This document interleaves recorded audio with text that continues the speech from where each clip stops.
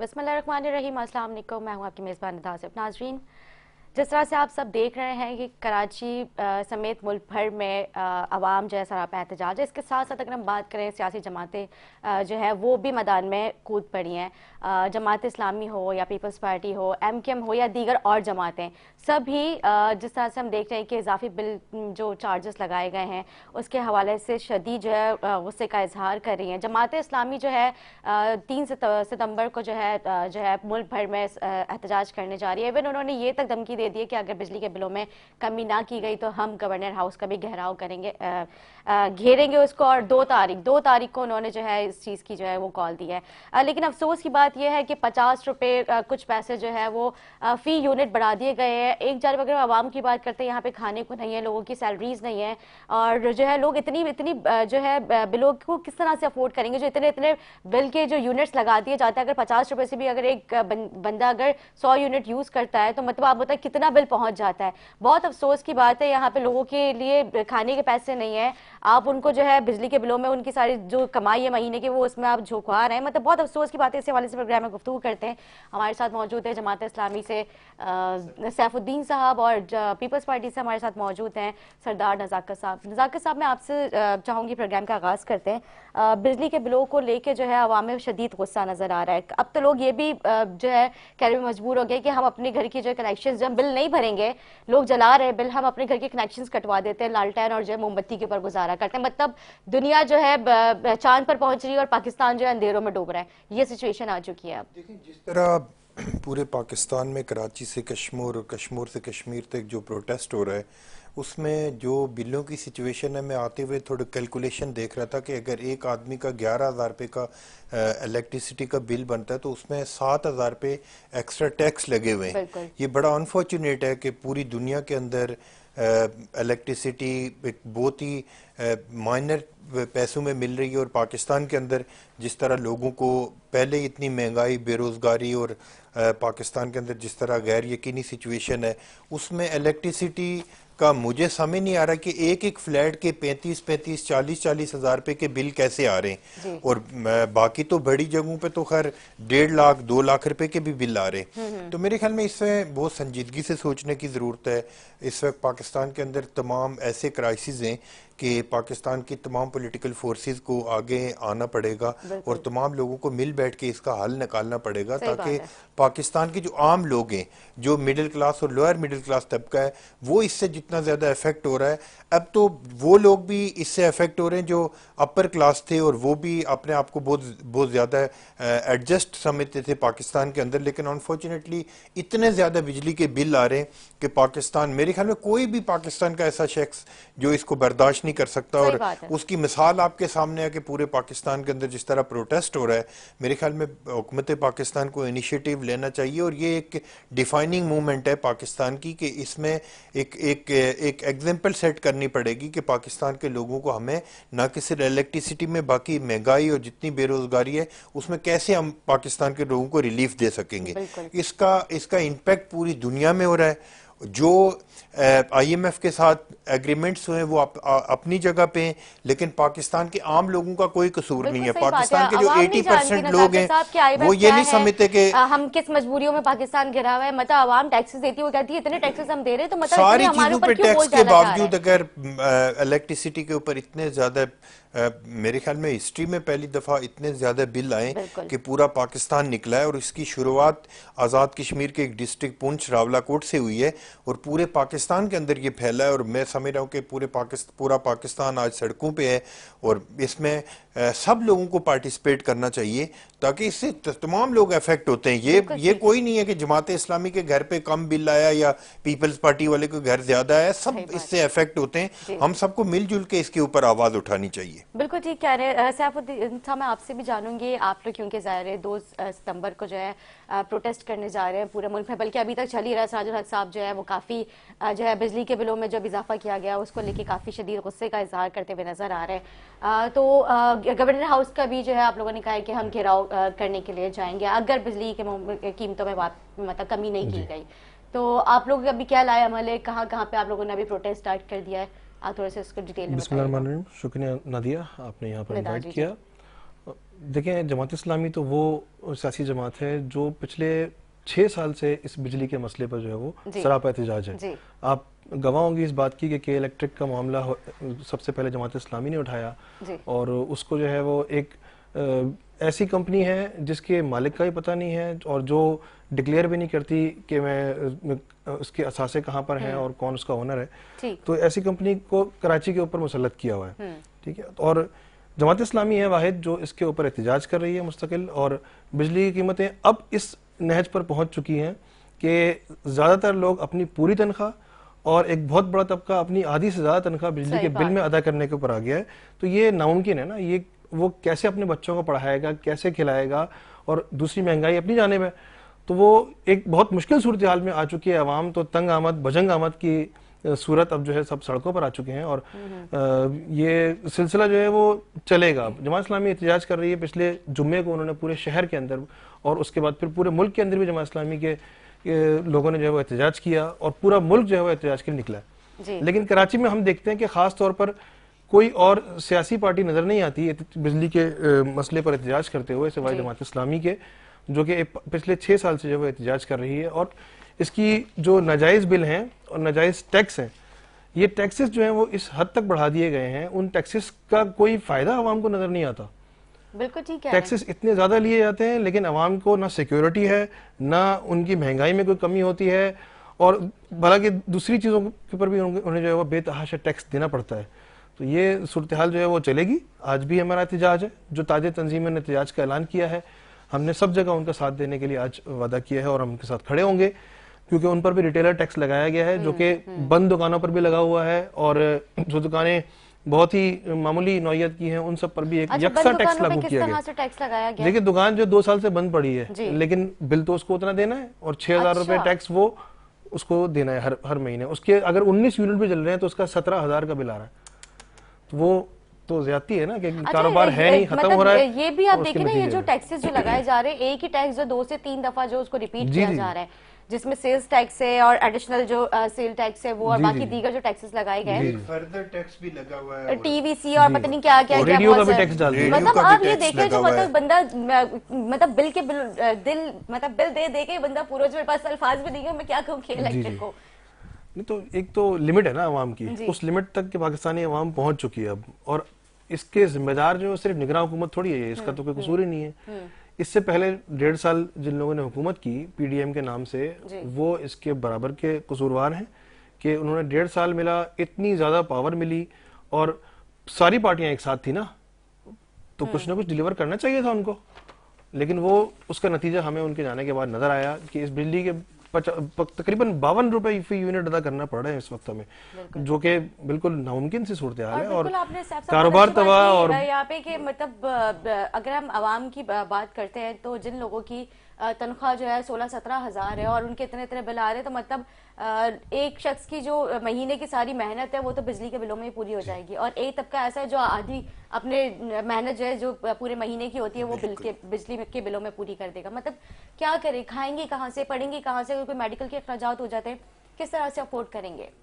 देखिए, मुमकिन नहीं है पाकिस्तान के अंदर कि अगर एक बंदा एक फ्लैट के अंदर रहता है और 40,000 रुपये का बिल देता है, और एक छोटे से घर में अगर 120 घर के घर में रहता है और वो अगर 50,000 का, 35,000 का, 40,000 का वो बिल कभी नहीं अफोर्ड करेगा। मैं समझता हूँ कि इसमें कोई पॉलिटिकल पॉइंट स्कोरिंग की बात नहीं है, इसमें पाकिस्तान के तमाम लोग अफेक्ट हो रहे हैं, तमाम पॉलिटिकल पार्टीज के जो वर्कर हैं वो सारे अफेक्ट हो रहे हैं। हमारे घरों के अंदर भी इसी तरह के बिल आ रहे हैं जिस तरह जमात इस्लामी या आपके घर में भी बिल आ रहे हैं। इसमें टाइम ये है कि इस वक्त पाकिस्तान की तमाम पॉलिटिकल फोर्सेस को, बिलखुसूस मैं पाकिस्तान के पॉलिटिकल वर्कर से रिक्वेस्ट करता हूं कि बाहर निकल के जितने लोग प्रोटेस्ट कर रहे हैं, इस वक्त हमने ये नहीं देखना कि कोई ताजिर तंजीम कर रही है, जमात इस्लामी कर रही है, या पीपल्स पार्टी कर रही है, या कौन सी पॉलिटिकल पार्टी कर रही है। हमने अपना अपना कंट्रीब्यूशन देना है। इस वक्त पूरी दुनिया में हमने ये अपने मैसेज शो करने हैं, स्ट्रीट पावर शो करनी है कि पाकिस्तान के लोग किस मुश्किल हालात से गुजर रहे हैं, और हमारी जो एलीट है, अशराफिया है, वो किस तरह अपनी जिंदगी बसर कर रही है। और देखें, अगर IMF के साथ कोई एग्रीमेंट हुआ है चाहे इमरान खान साहब की गवर्नमेंट ने में हुआ या पीडीएम की गवर्नमेंट में हुआ है, उससे जो आम आदमी इफेक्ट हुआ है, हम तो एक आम मिडिल क्लास लोग हैं, हम आम आदमी की बात करेंगे। आम आदमी को इसमें निकलना चाहिए और निकल के प्रोटेस्ट करना चाहिए।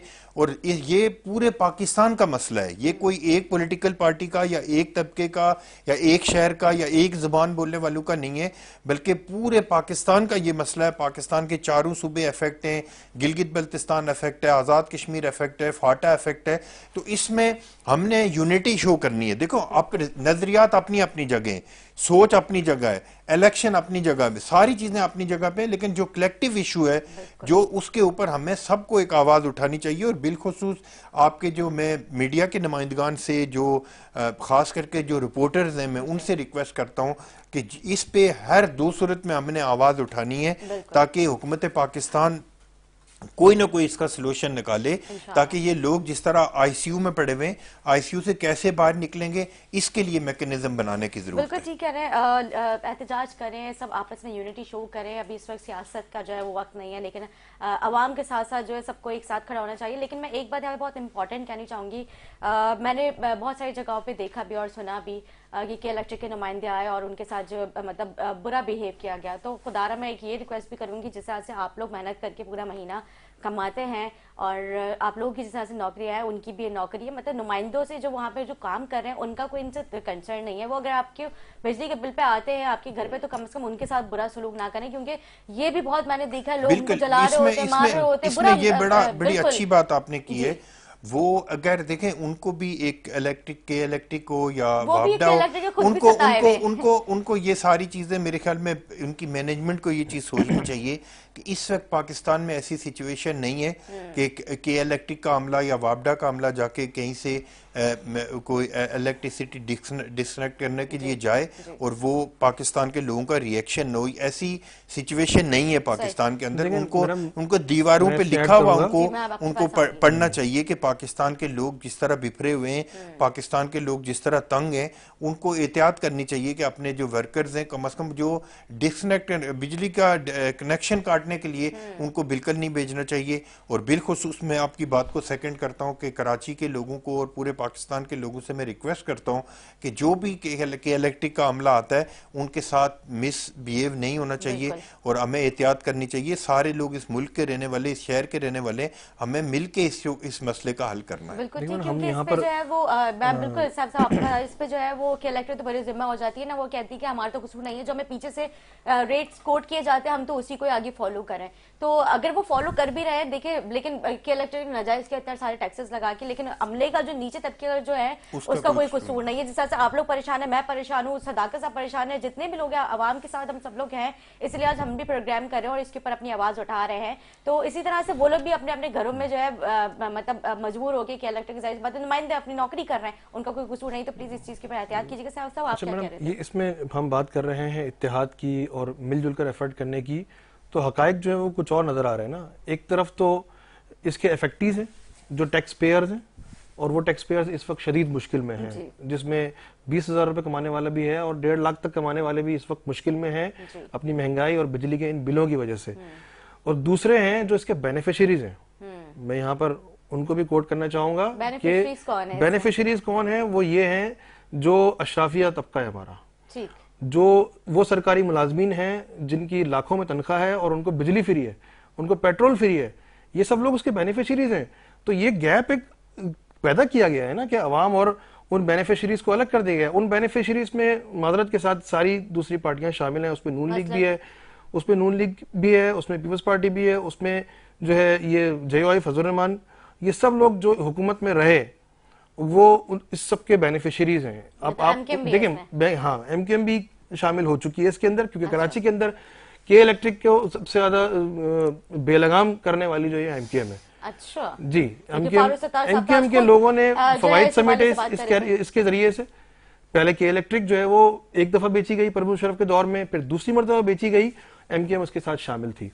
और उस के इलेक्ट्रिक के जो बेनिफिशियरीज थे वो बहुत सारी बातें ऑन द रिकॉर्ड भी आई कि उनके लोग जो है उसमें एम्प्लॉय लगे और जो है जो बेनिफिट्स वहां से मिलते थे वो मिले। उन्होंने अपनी जो रिकवरी टीम्स चलाई थी उसके भी बेनिफिट उनको मिले। अच्छा। तो मैं ये कहना चाह रहा हूं कि ये तकसीम नहीं होनी चाहिए ना कि 98% अवाम जो है वो टैक्स पे करे और 2% अशराफिया जो है वो उसकी बेनिफिशियरी हो। तो ये जब तकसीम होगी तो फिर ये जलाओ घेराव भी होगा और ये कि इलेक्ट्रिक के लोग भी नाहक पिटेंगे। मैं यही कहूंगा कि वो इस तरह नहीं है, उनका कसूर बिल्कुल नहीं है, लेकिन वो आवाम के, देखिए मैं इसकी मजम्मत करता हूँ, अपनी इमलाक को बिल्कुल नहीं करना चाहिए, लेकिन देखें लोग कब तक बर्दाश्त करेंगे, लोग कब तक बर्दाश्त करेंगे। अभी आप देखें बाहर निकलता है, सुबह मेरे ऑफिस में 2 लोग आए, पता चला उन्हें नीपा के ब्रिज के ऊपर जो है वो 2 बाइकें आई और लूट लिया। तो ये हमारे नौजवान बाहर निकलते हैं, लुट जाते हैं, क्या करें, और गोली इतने से मोबाइल के लिए जो अपनी जान देनी पड़ जाती है उनको, ना सिक्योरिटी हमें मिल रही उस टैक्सेस को, इतने ज्यादा टैक्सेस पे करने की वजह से, ना हमें घरों में पानी आ रहा है, ना हमें बिजली मिल रही तो इतनी महंगी मिल रही है कि हम जो अपने पेट काट के उसको अदा करना पड़ रहा है। ये तो बहुत कम रिएक्शन है। मैं कहता हूँ अगर किसी और बाशऊर अवाम के मुल्क के अंदर ऐसा होता तो वो तो अब तक सारे अवानों को आग लगा चुके होते। तो ये तो हमारे अवाम का सब्र है, ये हमारी अवाम इतनी इलास्टिक है, मैं कहूंगा कि वो सब बर्दाश्त कर लेते हैं चीजों को, उसकी भी कुछ वजूहत है। लेकिन ये तकसीम जो है ये लोगों को नजर आना चाहिए कि दूसरी पार्टी के लोग निकले। अब हम कह रहे हैं कि इत्तेहाद होना चाहिए।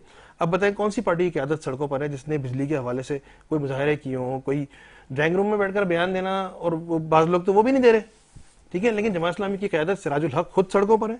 उन्होंने 2 सितंबर को पूरे पाकिस्तान में पहिया-जाम हड़ताल की कॉल दी है, और सबसे ज्यादा स्ट्रॉन्ग जो स्टांस लिया है ना वो जमात इस्लामी ने लिया है, क्योंकि जमात इस्लामी की जड़ें अवाम के साथ हैं। बिल्कुल ठीक। लेकिन सर जमात इस्लामी से पहले भी कई मरतबा जो है इलेक्ट्रिक के खिलाफ आवाज उठाती आई है, लेकिन हुआ कुछ भी नहीं। देखिए हुआ तो है, ऐसा नहीं है। आपको मालूम है कि 2-3 साल पहले, 4 साल पहले जब बारिश होती थी तो 50 से सिर्फ 55 लोग जो है वो बिजली के करंट लगने से मर जाते थे। हमारे इस के इलेक्ट्रिक को इस सब का जिम्मेदार करार देने की वजह से, एक पूरी कैंपेन चलाने की वजह से उन्होंने इमरजेंसी बुनियादों पर पोल को अर्थ करने का काम किया। सर इस पे तो कुछ निजी एनजीओज हैं, उन्होंने भी इसमें बहुत जी वो उनको भी करना पड़ा। जानो इंसानी जान की बात थी ना, इंसानी जान की बात थी, ठीक है। तो ये के इलेक्ट्रिक को करना पड़ा। वो उसने किस लिए किया? जमात इस्लामी के प्रेशर के ऊपर किया। और जो रकम एक दफा वापस हुई हमारे बिलों के अंदर, 52 रुपए हर सारिफ को वापस मिले थे, वो जो इन्होंने एक्स्ट्रा चार्जेस लगाए थे वो जमात इस्लामी की एफर्ट्स की वजह से हुआ है। और लोड शेयरिंग की जो एग्जेम्पशन है वो भी पिछले 10 साल के मुकाबले में बहुत बेहतर हुई है। उसकी वजह भी ये प्रेशर है सारा। अगर हम ये नहीं करते तो के इलेक्ट्रिक और उसके सरपरस्त जो उसके से बेनिफिट लेते हैं सारे, वो तो हमें कहीं का नहीं छोड़ते। ठीक है, बिल्कुल गुफ्तगू जारी रखेंगे, लेकिन ब्रेक से पहले मैं ये कहना चाहूंगी क्योंकि जिस तरह जमात इस्लामी जो है वो सरापा एहतजाज है और जो है उन्होंने गवर्नर हाउस को घेरने की भी जो है धमकी दे दी है। उम्मीद की घंटी बजाने के लिए सब लोग पहुंचते जाते, क्या जमात इस्लामी भी उम्मीद की घंटी बजाने के बाद जो है क्या उनकी उम्मीदें पूरी होती हुई नजर आएंगी? क्योंकि गवर्नर साहब ने कहा है कि अगर आपका कोई भी मसला हो, चाहे वो अवाम हो, चाहे वो कोई भी सियासी जमात से ताल्लुक रखने वाला हो, आप आए उम्मीद की घंटी बजाएं, इंशाल्लाह आपका मसला मैं खुद सुनूंगा और इसका जो है हल निकालने की कोशिश करूंगा। इस पर गुफ्तगू जारी रखेंगे, एक शॉर्ट ब्रेक लेंगे, ब्रेक के बाद हाजिर होंगे हमारे साथ।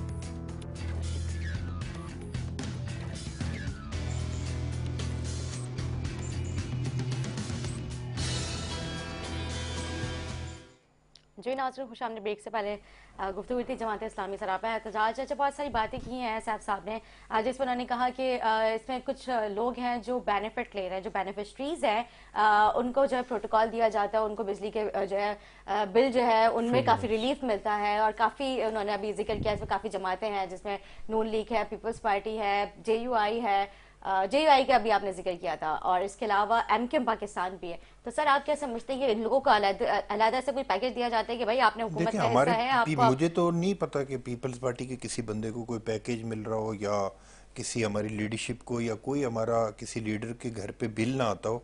इवन बिलावल उसमें कराची में भी बिल आता है इलेक्ट्रिसिटी का, और एक टॉप टू बॉटम हमारी जितनी लीडरशिप है या कारकुन है सबके घरों में इसी तरह इलेक्ट्रिसिटी के बिल आते हैं, जिस तरह हाफिज नईम साहब के घर में या इनके घर में बिल आता है। एक मैं समझ रहा हूँ कि हमें ज़ाहिर है इसको थोड़ा सा पॉलिटिकल टच से हमें बाहर निकलना पड़ेगा। अगर हमने एक कलेक्टिव इशू को एड्रेस करना है और हुकूमत पाकिस्तान को और पूरी दुनिया दुनिया को, बिलखुसूस जो IMF के नुमाइंदगान हैं जो इस वक्त पाकिस्तान को बहुत क्लोजली वॉच कर रहे हैं, उनको अगर ये चीज़ बतानी है तो फिर हमें ये पॉइंट स्कोरिंग से निकलना पड़ेगा। भाई हमारे बात कर रहे थे, मैं किसी पॉइंट स्कोरिंग की तरफ नहीं जा रहा, तो ये तो इस तरह क्रेडिट ले रहे थे कि जिस तरह कराची में इनके प्रोटेस्ट की वजह से ही सारा मुल्क चल रहा है। अगर ऐसी बात है तो फिर पूरे पाकिस्तान में मेरे ख्याल में इनको सबसे ज्यादा मैंडेट मिलना चाहिए, और अगर ये इलेक्शन लड़ेंगे इनका मैंडेट मिलेगा तो हम उसके मैंडेट का एहतराम भी करेंगे।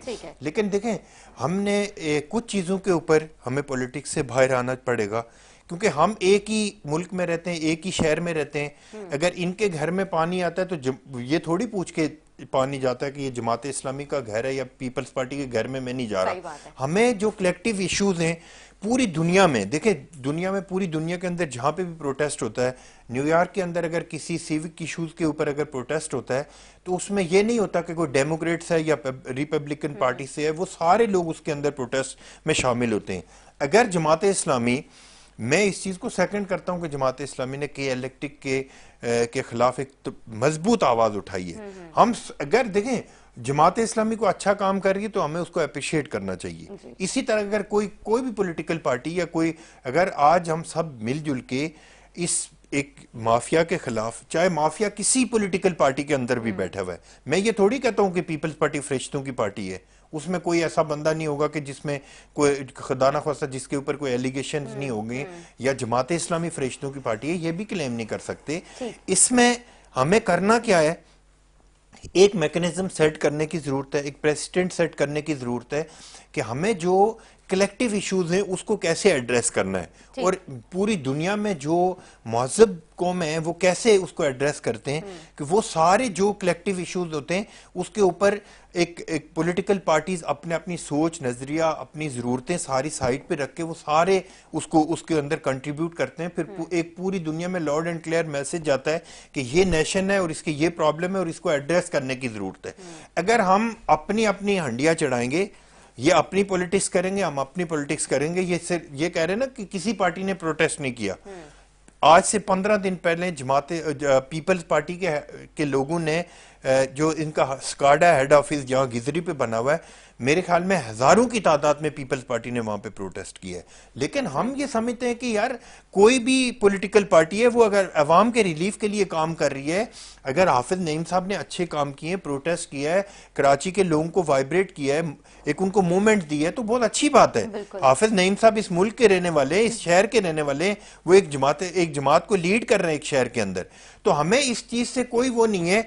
जरूरत इस अमर की है, मैं जिस चीज पे सबसे ज्यादा कन्विंस करने की कोशिश कर रहा हूं कि जो हमारे कलेक्टिव इश्यूज हैं उसके ऊपर हमें पॉलिटिक्स नहीं करनी चाहिए। मैं बिल्कुल इस चीज को, अगर पीपल्स पार्टी के किसी के घर में फ्री इलेक्ट्रिसिटी जाती है तो उसको भी के इलेक्ट्रिक को बताना चाहिए कि हम किसके घर में फ्री इलेक्ट्रिक दे रहे हैं और उससे बिल क्यों नहीं ले रहे। अगर कोई पीपल्स पार्टी का बेनिफिशियरी है तो उससे भी वो बेनिफिट्स खत्म होने चाहिए। अगर कोई ब्यूरोक्रेट है, जज है, जर्नल है, सबके बारे में इनको बात करनी चाहिए। देखिए पीपल्स पार्टी को या नून लीग को या पॉलिटिकल पार्टीज को टारगेट करना आसान है। भाई मेरे क्या ही खुशी की बात होती है अगर ये जर्नलों की बात करते, चीफ जस्टिस ऑफ पाकिस्तान जिसको 3000 यूनिट फ्री है उसकी भी बात कर लेते, सिंध हाई कोर्ट के चीफ जस्टिस की भी बात कर लेते, यहाँ पे जो हमारी एलीट क्लास जिसके बारे में कोई पूछता भी नहीं है, जिनके गेट पे कभी कोई जाने के लिए हिम्मत नहीं करता, उनके बारे में भी कोई बात कर लेता तो बड़ा अच्छा होता है। देखें अगर इस मुल्क के अंदर कोई भी,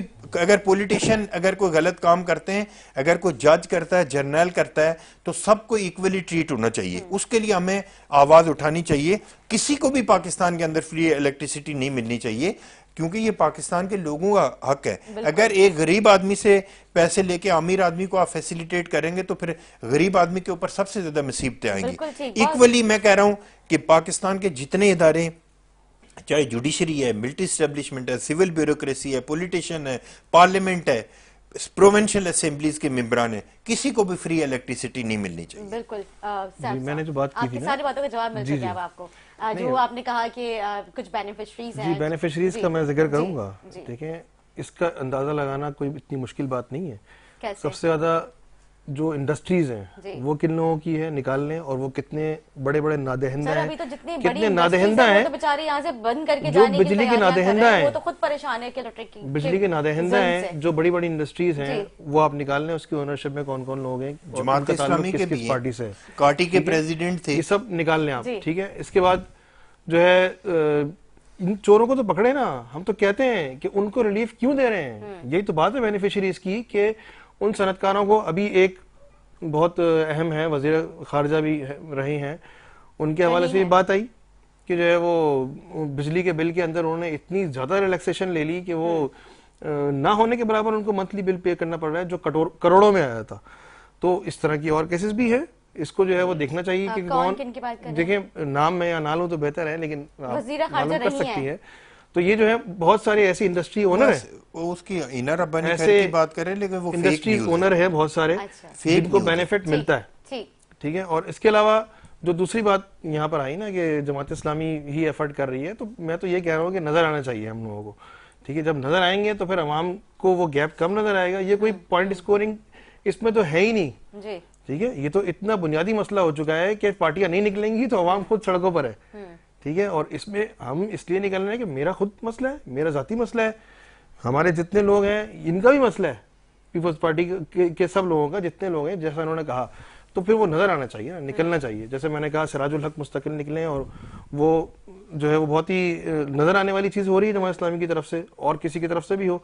खासतौर पर मैं कराची की बात करूंगा, तो कराची में जो हाफिज नईमुर रहमान कहते रहे हैं कि इलेक्शन फंडिंग के इलेक्ट्रिक की जानिब से हुई है, इसके सबूत मौजूद हैं कई पार्टियों को, लेकिन उसकी वजह से ही ये लोग उसके खिलाफ आवाज नहीं उठाते, ठीक है। और हमारी तरफ से जो है मुस्तकिल आवाज उठ रही है, और कोई पार्टी है जो एज अ पॉलिटिकल पार्टी एहतजाज कर रही हो, वो आप बता दें मुझे यहाँ पर। तो इसके पीछे चीजें हैं, उसको आइडेंटिफाई, उसमें जो है कि इलेक्टेड ने उनको फाइनेंस किया था, जी बिल्कुल, इसके ऑन द रिकॉर्ड मौजूद है, ऑन द रिकॉर्ड मौजूद है, फाइनेंस किया गया लोगों को। कौन सी जमात को जी मैं यहाँ पर नाम लेना मुनासिब नहीं है, जब ऑन रिकॉर्ड आ चुका है, जब ऑन रिकॉर्ड चीजें आ चुकी हैं तो आप उसको देख सकती है जाके, ठीक है। और जो मैं ये बात करूंगा कि जो बेनिफिशरीज, अभी भी ये बात करूंगा, बेनिफिशरीज हमारी जो सरमायादार और जागीरदार तबका है, वो सबसे बड़ा बेनिफिशियरी है। अब वो कभी किसी पार्टी में होते हैं, कभी किसी पार्टी में होते हैं, और कभी किसी दूसरी पार्टी के अंदर होते हैं। तो उस तबके के ऊपर जो है वो टैक्स नहीं लगाया जाता। आपको पता है जो ज़राई टैक्स है हमारा, ज़राई जमीन है, इलेक्ट्रिक के बिल तो सबके घरों में एक जैसे ही जाते हैं, कोई टैक्स उनमें से उनके रिमूव कर दिए जाते हैं। नहीं देखें, ये सिर्फ ये इस टैक्स की बात नहीं है ना, वो तो जब हुकूमत के पास टैक्सेस की कलेक्शन नहीं हो रही है तो वो ये एक मसनूई तरीक़ाकार इख्तियार कर रही है कि बिजली के बिलों में लगा दिया जाए, पेट्रोल लेवी के ऊपर लगा दिया जाए, आप जो साबुन टूथपेस्ट खरीद रहे हैं उसके ऊपर भी जीएसटी, हर चीज के ऊपर है। तो ये क्यों होता है? क्योंकि टैक्सेस का निजाम जो है वो बेकायदा हो चुका है। अमीर आदमी से टैक्स लेकर गरीबों पर देना चाहिए, तो वो गरीबों से 98% लेकर जो है वो अमीरों को फायदा हो रहा है उसका। तो ये टैक्स का निजाम क्यों खराब हुआ है? इसलिए कि जागीरदार तबका जो है हमारा, वो ओनली 4% जो है वो टैक्स देता है, और उसमें भी जो है वो बहुत बड़ी बड़ी जो जमीनें जिनके पास है, वो टोटल आबादी का 4.5% है, टोटल लैंड ओनर्स का ओनली 4.5% है, और वो अपना टैक्स देते हैं। जी रिसेंट बता रहा हूँ मैं, ठीक है। और उसके ऊपर टैक्स लगाना चाहिए। जो एग्रीकल्चरल उनकी बेपनाह प्रोडक्शन है, ठीक है, पाकिस्तान के अवाम को फायदा मिलना चाहिए, लेकिन उनको भी टैक्स लगना चाहिए, ठीक है। और ये टैक्सेस का निजाम जो है वो सिर्फ गरीबों पर लगता रहे, इससे जो है वो माशरे में जो है एक वेज पैदा होगा और एक जो है वो तकसीम हो जाएगा माशरा। टैक्सेस का निजाम जो है वो बिल्कुल बराबर होना चाहिए। साहब कह रहे हैं कि जो अभी इलेक्शंस हुए थे उनमें जो है मतलब कि इलेक्टर जो है वो एज अ फाइनेंसर जो है वो ये सही कह रहे हैं। जो अमेरिका के अंदर एक बंदा अरेस्ट हुआ सा, नकवी साहब, उन्होंने स्टेटमेंट दी है कि मैंने इमरान खान साहब को फैसिलिटेट किया और फंडिंग की है। बाकी तो किसी जमात का अगर इनके पास कोई प्रूफ है तो दे दें। पीपल्स पार्टी तो जो इलेक्शन लड़ती है अपने फंड कलेक्ट करते हैं हम लोग, और उसके ऊपर हम इलेक्शन लड़ते हैं। Peoples Party grass root level की पार्टी है, उसके कारकुन, उसके लीडर सारा कंट्रीब्यूट करके इलेक्शन लड़ते हैं। बाकी इनकी बात को मैं सेकंड करता हूँ कि न्यूयॉर्क टाइम में उस वक्त एक बहुत बड़ी एक खबर छपी थी और पाकिस्तान के मीडिया के अंदर भी कि जब वो नकवी साहब जो के इलेक्ट्रिक के मालिक थे, उनको जब अमेरिका के अंदर अरेस्ट किया गया था तो उनकी ऑफिशियल स्टेटमेंट है कि मैंने पीटीआई को फंडिंग की है 2018 के इलेक्शन में। तो उसमें ये कोई ढकी छुपी बात नहीं है कि पाकिस्तान के ऐसे लोगों ने अनफॉर्चुनेटली उस वक्त की क्योंकि उनका कोई नुमाइंदा यहाँ बैठा हुआ नहीं है, मैं ज़्यादा बात नहीं करना चाहता, लेकिन उस वक्त बहुत सारे लोगों ने अनफॉर्चुनेटली पीटीआई को फंडिंग की है और किसके कहने पे की है वो भी सबको पता है कि ज़ाहिर हमारे जो इदारे उस वक्त इमरान खान को पाकिस्तान का प्राइम मिनिस्टर बनाना चाहते थे, उनके कहने पे इमरान खान को फंडिंग की गई और पाकिस्तान के ऊपर ये अजाब सारा मसल्लत हुआ कि एक ऐसे शख्स को पाकिस्तान के ऊपर मसल्लत किया गया जिसकी काउंसलर बनने की कैपेसिटी नहीं थी, जिनको यहाँ से कराची में ऐसे लोगों को जितवा के असेंबली के अंदर भेजा गया, मेरे ख्याल में जो वार्ड का इलेक्शन नहीं जीत सकते। तो ये बड़ा अनफॉर्चुनेट है कि पाकिस्तान की पॉलिटिक्स के अंदर भी बहुत सारे झोल मौजूद हैं। लेकिन अगेन भाई मेरे सिर्फ पॉलिटिक्स के ऊपर बात करते हैं, पॉलिटिशियन के ऊपर बात करते हैं, लेकिन मुझे हैरानगी होती है कि जमात इस्लामी सब लोगों के ऊपर बात करती है लेकिन उन इदारों के ऊपर कभी बात नहीं करती, उन बड़े बड़े जर्नलों और जजों के ऊपर बात नहीं करती, चाहे वो रिटायर हैं या सर्विंग हैं, कि उनको भी फ्री इलेक्ट्रिसिटी मिलती है, उनको भी इसी डोमेन के अंदर लाने की जरूरत है। देखें, जरूरत इस अमर की है कि अगर हमने एक कौम बनना है तो फिर सब पाकिस्तान के लोगों को आपको इक्वली ट्रीट करना पड़ेगा, हमारी रियासत को। पाकिस्तान के आइन के अंदर लिखा हुआ कि रियासत होगी माँ के जैसी, हर बच्चे से प्यार करेगी।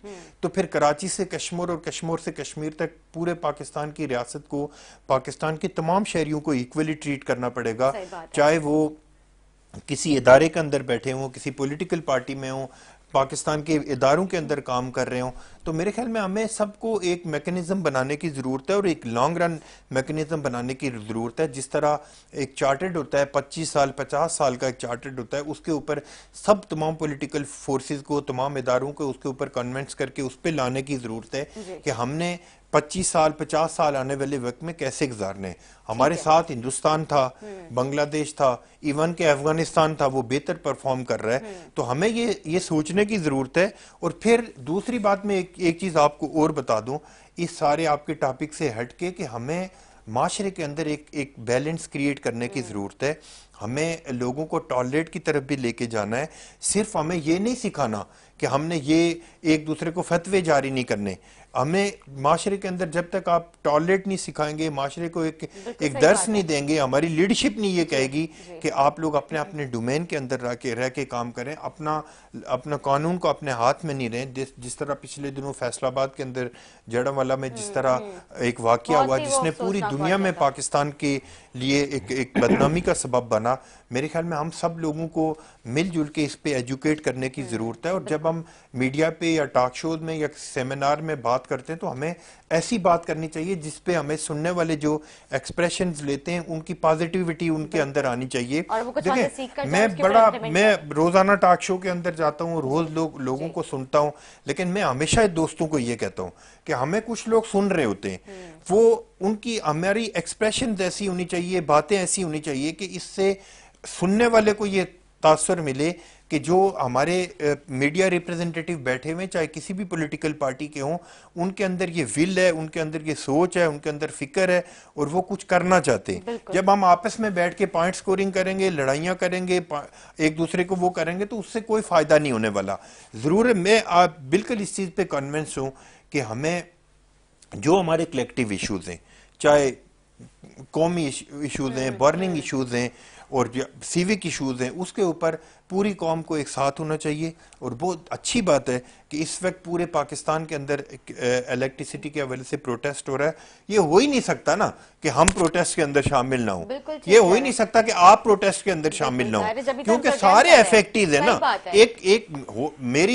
मेरी जमात अगर इस वक्त ये बोल भी दे कि जी हम प्रोटेस्ट के अंदर नहीं जा रहे, तो मैं तो यही कहूंगा ना कि यार मेरे घर का जो बिल आ रहा है ये कौन देगा? मेरी जमात, मेरी लीडर थोड़ी देगा। Chairman Pakistan Peoples Party Bilawal Bhutto Zardari हमारे बिल थोड़ी देते, वो तो हमने देने। हमने अपनी सोच के मुताबिक, अपनी फिक्र के मुताबिक, मैं आपको बिल्कुल इस चीज पे आपको इंश्योर कर रहा हूं कि पीपल्स पार्टी का जो भी वर्कर है वो इस प्रोटेस्ट के अंदर शामिल है, और इंशाल्लाह हम अपने अपने तौर पे कंट्रीब्यूट भी करेंगे, और हम पूरी दुनिया को ये बावर कराएंगे कि पाकिस्तान एक ऐसा मुल्क है जिसके अंदर अपने शहरियों को फैसिलिटेट नहीं किया जाता। बिल्कुल, मुझे बहुत अच्छा लगता है जब आप जो है सरदार नज़ाकत हमेशा जब भी आते हैं बहुत ही पॉजिटिव गुफ्तगू करते हैं और हमेशा एक पीस का मैसेज दे के जाते हैं कि आपने आपस में अपने अख्तलाफात ना करें बल्कि यूनिटी शो करें। बहुत अच्छी बात है। बस क्योंकि प्रोग्राम का टाइम बहुत शॉर्ट है, जाते जाते बस मैं ये एक लास्ट क्वेश्चन करना चाहूँगी, क्योंकि जिस तरह से हमने देखा इंडिया जो हमारा दुश्मन मुल्क है एक बार फिर से उसने जो है शरारत की है और ज़िला विहाड़ी में जो है उन्होंने सैलाबी जो पानी है वो ज़िला विहाड़ी की तरफ छोड़ा गया है। तो मतलब वहाँ पे इस वक्त बहुत ही वर्स्ट कंडीशन है और वहाँ पे जो मतलब इस सैलाब की सूरत हाल की वजह से जो है काफ़ी लोगों के जो इंतकाल भी कर गए, वहाँ पे मतलब जनाजे तक नहीं दफना सकते, इतनी बुरी कंडीशन है। देखिए, हमें इंटरनेशनली पूरी दुनिया को एक बावर कराने की ज़रूरत है कि हिंदुस्तान जिस तरह जारियत कर रहा है, चाहे कश्मीर के ऊपर, बगलिया डैम के ऊपर, सर क्रीक के ऊपर, या इस तरह के जो इश्यूज होते हैं, हमें पूरी दुनिया में आलमी अदालत से रुजू करना चाहिए। हिंदुस्तान एक वैशी मुल्क बन चुका है, उसकी जो सोच है वो आरएसएस की सोच है, मोदी की जो सोच है, बेसिकली हिंदुस्तान के अंदर वही इलेक्शन जीतता है जो पाकिस्तान के खिलाफ बात करता है, जो मुसलमानों के खिलाफ बात करता है। वो इलेक्शन मैनिफेस्टो के अंदर अगर कश्मीर को फतह करने का या पाकिस्तान को फतह करने का नारा नहीं देगा तो वो हिंदुस्तान के अंदर इलेक्शन नहीं जीत सकता। इस वक्त जरूरत है ये है कि हमारे तमाम लीडरशिप को खड़े होकर पूरी दुनिया को, आलमी अदालत को ये बताना चाहिए, बिलखुसूस ट्राइका को, अमेरिका को, रशिया को और चाइना को ये कन्विंस करने की ज़रूरत है कि हिंदुस्तान कैसे पाकिस्तान के लिए एक अजियतनाक मुल्क बनता जा रहा है और ख़तरनाक तरीन मुल्क बनता जा रहा है। तो ये सारे इश्यूज तभी एड्रेस होंगे जब हमारी इकॉनमी अच्छी होगी, जब हमारी पॉलिटिकल लीडरशिप एक साथ होगी, हमारे जो इंटरनेशनल इश्यूज हैं, कोर इश्यूज हैं, बर्निंग इश्यूज हैं, उसके ऊपर हमारा लॉर्ड एंड क्लियर एक ही मैसेज होगा जिसमें हम भांग भांग की बोलियां नहीं बोलेंगे, अपनी अपनी बातें नहीं करेंगे, उसमें जाके हम पूरी दुनिया को ये मैसेज देंगे, जाके ये चीज़ें रुकेंगी। वरना इस तरह की मुसीबतें हमारे साथ डे वन से लगी हुई और आज तक हैं, और मुझे लग रहा है कि आइंदा भी रहेंगी अगर हमने अपनी यूनिटी शो नहीं की। बिल्कुल ठीक जी, मैं इनकी बात को सेकंड करूंगा। जो भारत की मजम्मत करनी चाहिए और जिस फोरम पे आवाज़ उठानी चाहिए वो तो बिल्कुल ठीक है, लेकिन इसका एक दूसरा पहलू भी है कि भारत तो चांद पर पहुंच गया और हम उस पानी को कंट्रोल करने के लिए डैम नहीं बना सके। 75 साल हो गए। उस डैम से हमें इंतहाई सस्ती हाइड्रो इलेक्ट्रिक पावर भी मिलती और हम इन सैलाबों से भी एक बड़ी हद तक बच सकते थे। तो ये प्लानिंग सारा होनी चाहिए थी, ये अब भी हो सकती है। और जो लोग इस वक्त अरबाब इख्तिदार हैं उनको ये सोचना चाहिए कि क्या हमेशा इसी तरह चलता रहेगा कि हम अपनी कौम को सैलाब में डुबा देंगे और बिजली के बिलों में उलझा देंगे। इसकी प्लानिंग होनी चाहिए और इसको जो है वो हमें इंटरनली देखना चाहिए, क्योंकि इंडिया से कम्पीट करना है तो हमें इस तरक्की के अंदर आगे जाना होगा और ये चीजें करनी होगी। जो है वो मुल्क है नहीं कि हम उससे अपने आप को जो कंपेयर करें, उनको कम्पीट करें। वो मैं ये बात नहीं कह रहा, घटिया हरकतें कर हम रहे इंडिया हैं, से बहुत फर्क भी नहीं पड़ता। हम इंडिया से बहुत बेहतर है अल्हम्दुलिल्लाह कई शोबों के अंदर, लेकिन हमें ये जरूर देखना चाहिए कि इंटरनली हम हमारा पॉलिटिकल स्ट्रक्चर, हमारा डेवलपमेंट स्ट्रक्चर और उनका डेवलपमेंट स्ट्रक्चर, इसे कंपैरिजन जरूर करना चाहिए ना, ताकि हम भी जो है वो दुनिया के अंदर एक काबिल कदर मकाम हासिल कर सकें। लेकिन एक बात मैं कहना चाहूंगा कि हम यहाँ बैठते हैं तो हमारा फर्ज है कि हम आवाम को सच बताएं और आवाम तक सच बात पहुंचाएं। वो किसी को अच्छी लगे या किसी को बुरी लगे, हमें बात तो यहाँ ये अल्लाह ताला ने मौका दिया है तो हमें सच बात करनी चाहिए। आपके चैनल के तवज्जुह से भी आप जो फैक्ट्स बताना चाहते हैं आवाम को तो वो जरूर बताना चाहिए। हम भी फैक्ट एंड फिगर्स पे बात कर रहे होते हैं, जो हकायक होते हैं उन्हीं को सामने रखते हुए जो सवालात करते हैं। बहुत शुक्रिया फैज साहब आपका, सरदार नज़ाकत साहब आपका भी शुक्रिया अदा करूंगी, आपने अपना टाइम दिया। उम्मीद करती हूँ नाज़रीन का हमारा प्रोग्राम अच्छा लगा। जाते जाते मैं आपको ये बताना चाहूंगी कि आज निगरान वज़ीर आज़म अनवारुल हक काकर साहब जो है वो जो के इलेक्ट्रिक का जो एक अहम मसला चला है जिससे पूरा मुल्क जो सरापा एहतजाज है, स्पेशली आवाम जो है उनके लिए उन्होंने कहा कि मैं अवामी नुमाइंदा हूँ और जो है आवाम के बीच में ही उनके मसले रह के हल करने की पूरी कोशिश करूंगा। इस हवाले से आज जो है सियासी जमातों को भी जो है दावत दी गई है, एक अहम इजलास होने जा रहा है। हो सकता है कि अब जो है आवाम का जो बिजली के बिलों को लेके जो एक गुस्सा था वो थोड़ा कम होता है। नजर इसी के साथ मेजबान निदास इजाजत, मुझे मेरे मेहमान की टीम को दुआ में याद रखें। अल्लाह हाफ़िज़।